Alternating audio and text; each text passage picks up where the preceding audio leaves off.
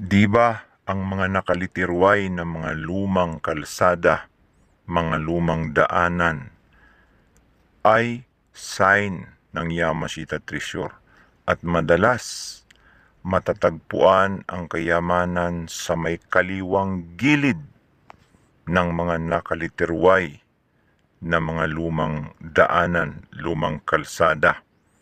Kapag may nakita kayong mga nakalitirway na lumang kalsada, mga lumang daanan na mayroon pang mga ibang sign markers na mga durug-durug na mga buti, mga lumang bubog, mga durug-durug na mga banga, lumang banga, ito ay tanda na mayroong Yamashita Treasure sa mga nakalitirway na mga lumang daanan, lumang kalsada.